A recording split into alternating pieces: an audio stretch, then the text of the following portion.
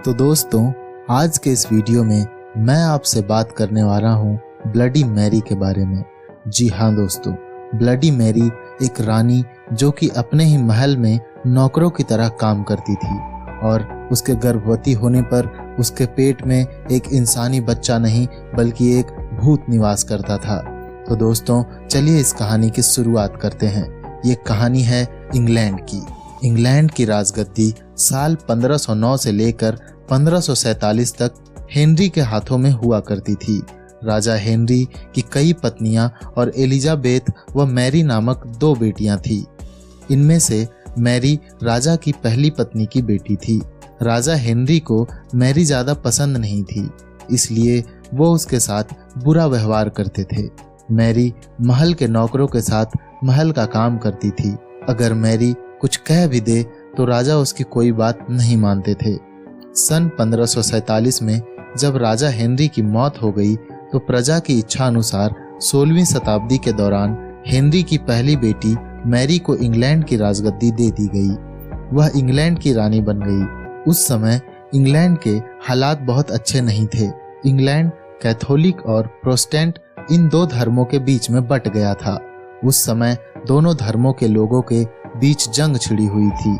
रानी Mary चाहती थी कि पूरे इंग्लैंड में सिर्फ एक ही धर्म हो, लेकिन लोगों ने उनकी यह बात मानने से साफ इनकार कर दिया था। इससे नाराज होकर रानी ने उनकी बात न मानने वालों को मौत की सजा दे दी थी। वह ऐसे लोगों को जिंदा भी जला देती थी। रानी मैरी की इस क्रूरता की वजह से इंग्लैंड के लोग उससे नफरत करने लगे थे। ऐसा भी कहा जाने लगा था कि रानी मैरी कुंवारी जवान लड़कियों के खून से नहाती थी। उसका मानना था कि उनके खून से नहाने से वह ज़्यादा दिनों तक जवान रह सकती है। कुछ सालों बाद रानी मैरी ने शादी कर ली और कुछ समय बाद इंग्लैंड में एक खबर आई कि रानी मैरी गर्भवती हैं और जल्द ही उनके राज्य को उनका नया राजा भी मिल जाएगा। इस बात से सभी लोग खुश हुए, लेकिन उस समय रानी मैरी के साथ बहुत ही अजीब घटना हुई। उनके गर्भ से किसी बच्चे का जन्म नहीं हुआ, बल्कि कुछ ही महीनों के बाद रानी मैरी का पेट फिर से सामान्य हो गया। वहां के ओझा लोगों ने अपनी तंत्र विद्या से बताया कि रानी मैरी के गर्भ में कोई बच्चा नहीं बल्कि एक भूत आकर निवास करता है।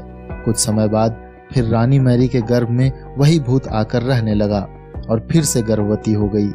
इस बार भी रानी को कोई बच्चा नहीं हुआ और उस घटना के कुछ ही दिनों के बाद रानी मैरी की मृत्यु हो गई। इसके बाद मैरी की छोटी बहन एलिजाबेथ को इंग्लैंड की राजगद्दी पर बैठाया गया और एलिजाबेथ इंग्लैंड की नई रानी बन गई।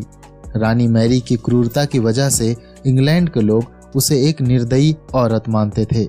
वहीं जब उसके गर्भ में बच्चे की जगह एक भूत का निवास होने लगा तो लोगों ने उसे शापित भी करार दे दिया और इसी वजह से उसे लोगों ने ब्लडी मैरी का नाम दिया। तो दोस्तों, ये कहानी आपको कैसी लगी ये कमेंट करके हमें ज़रूर बताइएगा और अगर अच्छी लगी हो तो हमारे वीडियो को लाइक और हमारे चैनल को सब्सक्राइब ज़रूर कीजिएगा। धन्यवाद।